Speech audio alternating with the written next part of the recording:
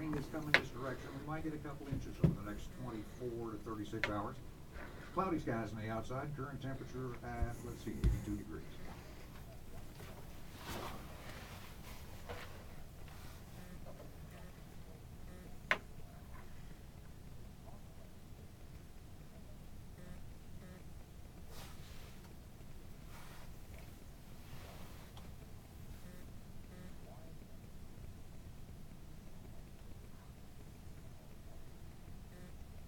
Well, first of all, I don't have numbers, but they do.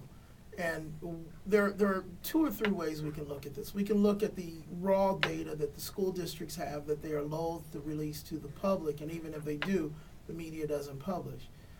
The other thing we can do is we can go to yearbooks. I mean, go to a yearbook in 1998 in Sioux City, or 2004 in Waterloo, or 2005 in Davenport, and look how many freshmen are in the yearbook. And then 4 years later, look at the size of the senior class. It's significant. And see, we don't use terms like graduation and dropout because those are very technical terms. Literally in Iowa, you could have 100 students in a freshman class. 1 graduates and 99 don't. And we end up with a 100% graduation rate and a 0% dropout rate because the bureaucrats who control the system designed it that way. So we use terms like attrition, which they can't get around, or we use literally technical terms like the percentage of students that graduated 4 years later, which they can't dispute. And this is my point. Don't take my word for it. Go get some past yearbooks. Look at them. Count for yourself.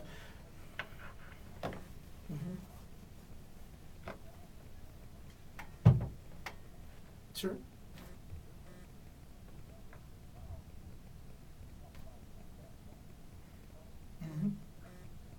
Sure.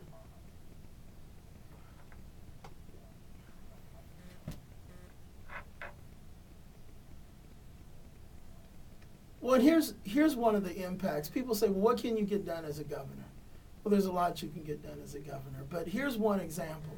Let's say I was elected governor, and in January of 2011, I came back to your show and held a press conference while I was doing your show, and we revealed for the first time the actual numbers of students that graduated 4 years later in the Davenport Community School District. And you found out that at schools like Central and others, the numbers they've been telling you for years aren't actually the numbers. A governor doing that really can, that.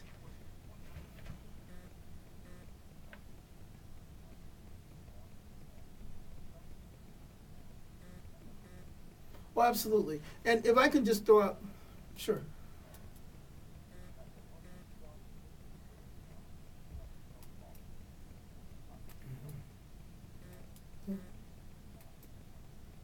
Oh, absolutely. Well, and if I can just throw out two quick figures. 60% of our graduates today, up to 60%, could not pass a GED as an exit exam. And in many of our school districts, up to 80% of the graduates are not college ready. Having said that, one of the first things we do that allows us to be able to increase teacher salary and really fully fund education is we gut the bureaucracy. I want to fire up to 10,000 bureaucrats. Now, people have said, how do you fix education? I said the first thing we do is we deploy that great American tradition called the pink slip. When I get done firing folks, Donald Trump's going to ask to be my apprentice. And that freaks people out. But listen to the rest of the story before you freak out. Don't turn off the mic yet, or the radio. The first thing, we have to gut the bureaucracy. We have 45,000 employees in regions, our regions institutions with 71,000 students. We don't have that ratio for 3 and 4 year olds. And these are adult students. So I'm going to fire 3,000 to 4,000 folks at the level of the Regents institutions and create efficiency. The second thing is, do we really need 400 people writing checks at our community colleges, AEAs, and our school districts?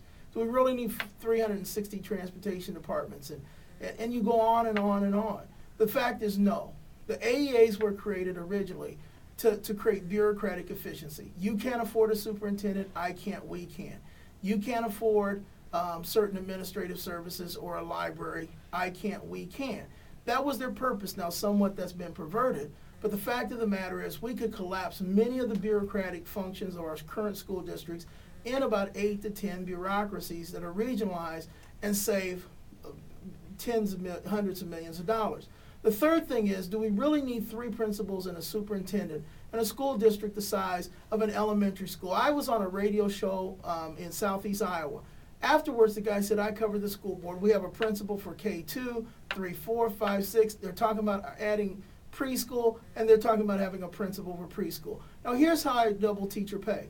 Once we fire about 10,000 people, stop funding students that don't exist, whether they're the phantom students that are in the official state language or students that don't show up in urban areas, we save about $500,000. Now, when we save this $1.5 billion, we're able to take and increase teacher pay, but we don't even have to increase it from there.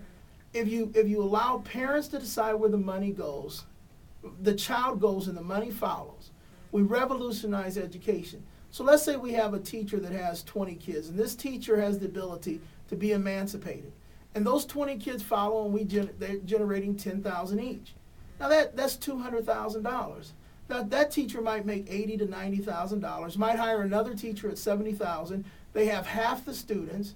They're making twice the money, and they still have money to pay for supplies and everything else. And if they can provide a better education than a district school, why not let them? But then we might see other innovations like a science academy develop or a school of fine and performing arts. Real innovation in academic competition. We might even see a situation where a college professor says, I'm going to create an elite academic environment. I'm going to take 40 kids and teach them in a university classroom type setting. We're going to do project-based learning. And when they finish, I can guarantee they'll get a scholarship to an Ivy League school. If 40 parents love that person produces the result, they get the $400,000, they might make $250,000. Now, teachers are now like professionals, like doctors and engineers and lawyers.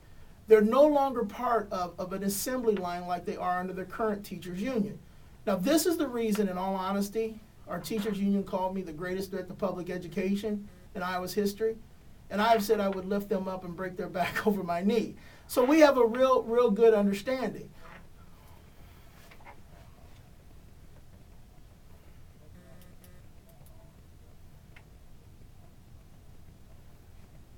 Well, it's simple. We have solutions. I'm not owned by a political establishment. I don't owe anyone. My only interest will be in putting Iowa and Iowans first. The 4 pillars of my campaign are creating accountable government. We have a comprehensive plan to do that. Talked about that last time I was on. We have a plan to restore world-class education. We know how to build a strong, free market, low-tax economy that empowers you as Iowans to stimulate our economy and to prosper. And we promote a healthy Iowa by example. My phone number is 515-770-1218. My website is narcisseforiowa.com. And, you can vote for one of the other people. They're both nice men. But if you want real solutions for Iowa, there's only one choice, and that's Jonathan Narcisse for governor. Yeah, before the election, because he is so much fun as a talk show guest. You hear straightforward comments, best we can bring here on talk radio.